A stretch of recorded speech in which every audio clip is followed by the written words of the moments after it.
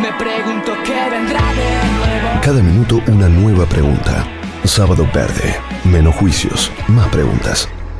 Queremos proponerte hoy un ejercicio de activación. Si estás escuchando la radio tradicional, si lo haces por internet, si estás escuchando el podcast que preparamos especialmente, la idea es que en ese ejercicio de activación lo primero que hagas es creer. Creer en Santiago y creer en mí. Santiago, que es nuestro invitado de hoy. Ahora te cuento más acerca de él. El otro ejercicio es un paréntesis en las creencias. Deja de lado durante estos 20 minutos todas las creencias, aquellas que te sostienen y que proclamás. Vamos a tratar de imaginar con una visión que englobe a toda la familia humana. Tratar de imaginar un mundo diferente, y muy diferente a este y a todos aquellos que han pasado antes. Vamos a tratar de imaginar, dejando de lado un poco la historia, y te pedimos finalmente coraje para no tener miedo frente a las posibilidades que puedan surgir en esta conversación, porque vamos a hablar de economía, de política, de la muerte, de cuánto tiempo más podremos vivir, en fin, de un mundo que no está habitualmente en los diarios. Y convidamos para eso a Santiago Siri, que es un emprendedor, representa de algún modo los nuevos liderazgos en un mundo que va a 1000 por hora, en un mundo que no tendrá fronteras, de ese mundo nuevo del cual queremos hablar. Así que bueno, vamos para eso, pero contamos con este compromiso tácito con vos. ¿Cómo estás, Santi? Bienvenido. Muchas gracias, Sergio, encantadísimo estar acá con vos. Bueno, la idea de este ejercicio es pensar cómo será la política, las representaciones y la economía para arrancar en los próximos 20 o 30 años. ¿Cómo te imaginás ese mundo? Muchas veces creemos que ese mundo es un mundo que está por llegar, y personalmente creo que es un mundo que ya llegó, y que muchos de los conflictos de lo que percibimos en la política contemporánea se dan a raíz de no asumir o no entender que ese mundo ya está entre nosotros. Creo que hay un hambre de participación inmensa en todas las democracias del mundo, que se decanta a veces en una polarización o en una grieta en las redes sociales, donde hay nuevas formas de expresarnos y de manifestarnos que después repercuten en las calles. Hay agendas que se imponen también desde la conversación que ocurre en las redes digitales. Estamos en plena vorágine de ese mundo que ya está despertando, viene despertando hace tiempo. Y bueno, mi tarea un poco como alguien que viene del mundo de la informática es tratar de interpretarlo lo mejor posible para poder construir soluciones acordes. Santiago Siri cumple en estos días 35 años. Empezó a usar la computadora hace más de 20 años, cuando muy pocas personas la usaban. Empezaste a programar en esa época. Desde ahí nos estás hablando un poco, ¿no? Mi viejo en el 92 trajo de la oficina, él es abogado, y de su oficina trajo una vieja XT8086 con 640K de memoria, que hoy ni siquiera una fotografía tiene ese tamaño. Y con esa máquina me empezó a intrigar el mundo de la programación y el desarrollo de software. Y lo aprendí de chico, y eso creo que es el único componente de mi formación secundaria o de mi educación primaria que me distinguió del resto de mis compañeros, siendo yo un alumno medio, y a partir de ahí he entrado en el pensamiento digital. Santiago nos dice que el futuro es hoy, que ese mundo que a veces imaginamos para adelante ya está, al menos hay ventanas donde lo podemos ver, y que efectivamente me parece hay una crisis donde todo se va desgajando, ¿no? Donde se va rompiendo. Por lo tanto, si las representaciones políticas, si la institucionalidad se viene abajo, ¿cómo será la nueva organización? Mira, yo pasé con la experiencia del Partido de la Red, donde intentamos meter un nuevo tipo de diputado, un diputado que responda al mandato de la Red.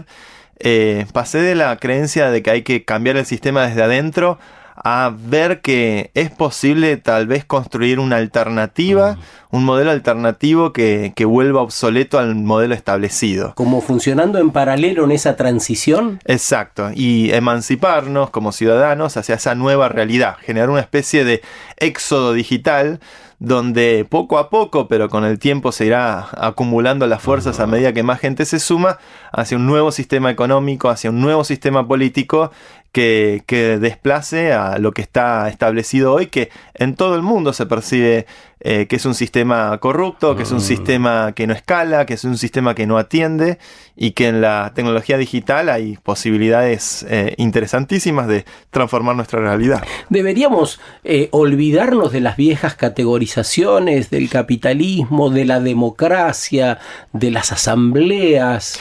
Me parece que esas... seguimos siendo presa de nuestros dos hemisferios, ¿no? Seguimos siendo presas del conflicto entre la generación de riqueza o la distribución de la riqueza, que tienen como intereses contrapuestos, pareciera a veces, pero lo que cambia es el medio. Y en algún punto, como dijo McLuhan hace ya muchos años, el medio es el mensaje. Y a medida que nos adentramos en el medio digital, aparecen interpretaciones de la realidad con un grado de resolución mucho más nítido de por qué las cosas acontecen como ocurren. Para mí hubo un gran pensador del siglo XX que anhelo que algún día desplace a Einstein como en el pedestal de las grandes mentes del siglo, que fue Claude Shannon, el creador de la teoría de la información, el tipo que descubrió qué es un bit, le puso el nombre bit al bit, y sin querer queriendo inventó la comunicación digital, que es lo que ha permeado todo en nuestro planeta al día de hoy con el impacto de Internet. Y cuando uno mira el mundo desde un lente de la teoría de la información, se da cuenta que construir sistemas o plantear una realidad basada en la información en lugar de la materia trae mayor comprensión sobre muchos de los fenómenos institucionales, políticos y económicos que gobiernan al mundo. Tenemos, creo que, mejor perspectiva a partir de estas ideas. ¿Está gobernado el mundo actualmente en dirección a la materia, querés decir? Se está emancipando de la materia. Creo que la información es como una materia prima, entre comillas, mucho más esencial que la mirada materialista, tal vez, que fue la que gobernó la era industrial y la del siglo XIX. Creo que la era de la información es una era donde cada vez más nuestras comunicaciones y nuestra interacción con la realidad y el resto del mundo está atravesado por canales digitales, está atravesado por la información.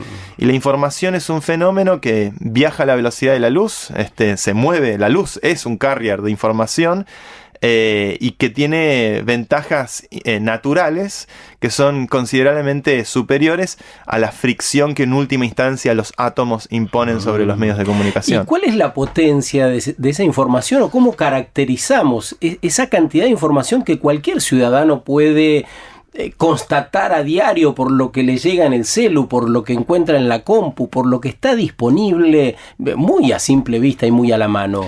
La información tiene un atributo que es pareciera ir en la dirección opuesta a lo que percibimos en la materia, que tiende a enfriarse o a decaer, la entropía y las cuestiones físicas. La información, todo lo contrario. La información pareciera ser como entropía negativa. Cada vez hay más información.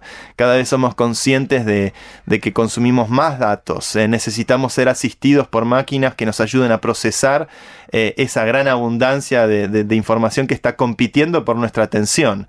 Entonces estamos lidiando con un fenómeno de abundancia. La información es el primer contexto en la que la humanidad se encuentra con algo donde cada vez hay más, no menos, con lo que hay que procesar y lidiar. Entonces, frente a ese fenómeno de abundancia, exige repensar un montón de reglas, exige replantearnos cómo nos paramos frente al resto de la sociedad.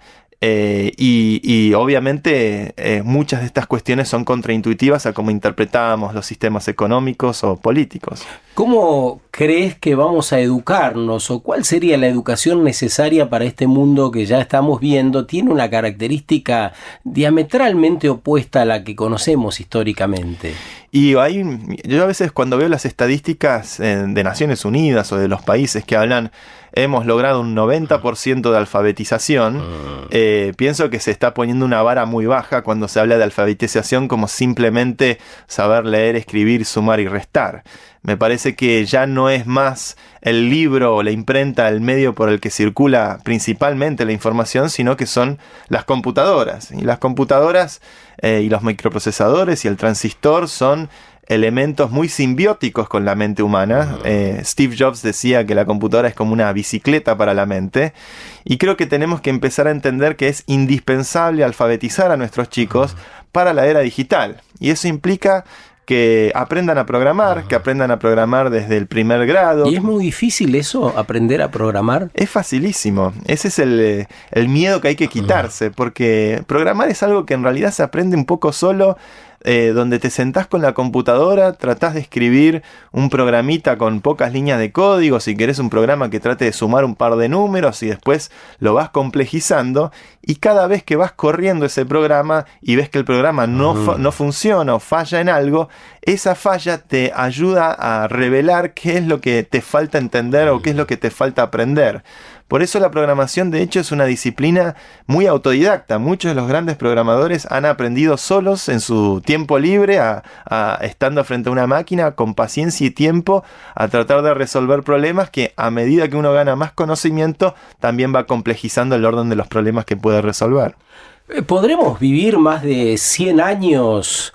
¿Cómo serán los vínculos en este nuevo mundo que describe Santiago Siri esta mañana? Ahora volvemos y seguimos con él. Sergio Elguezábal y equipo en la radio pública de la ciudad, alentando conversaciones reflexivas entre nosotros. Un programa todos los sábados y podcast para que puedas escuchar las grabaciones cuando quieras.